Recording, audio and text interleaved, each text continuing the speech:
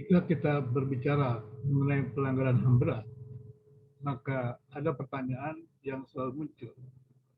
Apakah kita akan mengingat atau melupakan pelanggaran HAM berat tersebut?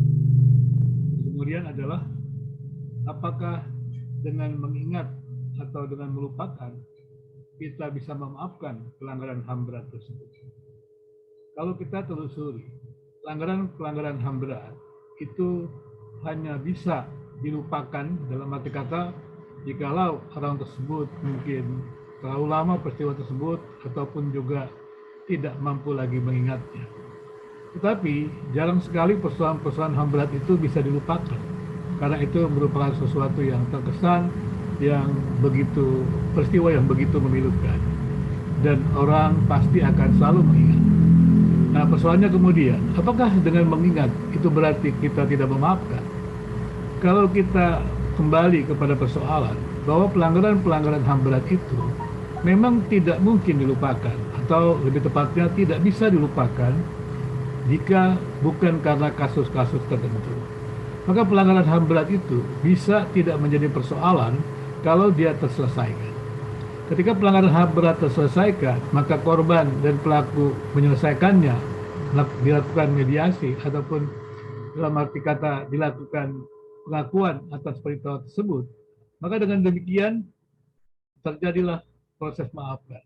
Korban yang mengalami kekerasan tersebut dapat memaafkan, tentunya juga kemudian dia tidak lagi memperhitungkan. Kenapa dia tidak memperhitungkan pelanggaran HAM berat tersebut? Karena sudah terselesaikan.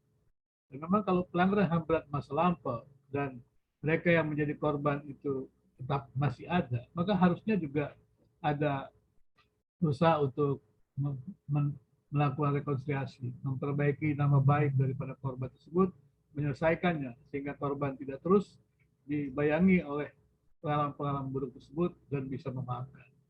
Maka dengan demikian berarti di dalam peristiwa pelanggaran HAM berat memang harus diselesaikan.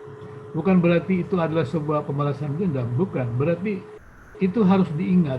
Dalam arti kata, untuk diselesaikan, maka harus diingat, maka dengan mengingat itu, maka korban juga tidak memperhitungkannya karena sudah terselesaikan, dan pelaku juga tidak akan melakukan hal yang sama tersebut. Jadi kedua-duanya, korban ataupun pelaku, tidak melakukan kedua-duanya, karena mengingat bahwa pelanggaran HAM berat itu menimbulkan tragedi kemanusiaan yang memilukan untuk semua manusia, merendahkan martabat kemanusiaan.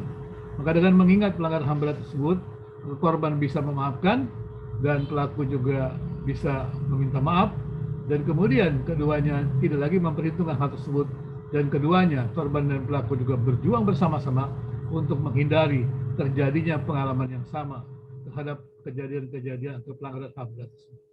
Itulah pemikiran saya dalam usaha menyelesaikan pelanggaran HAM berat dalam Komnas HAM. Terima kasih.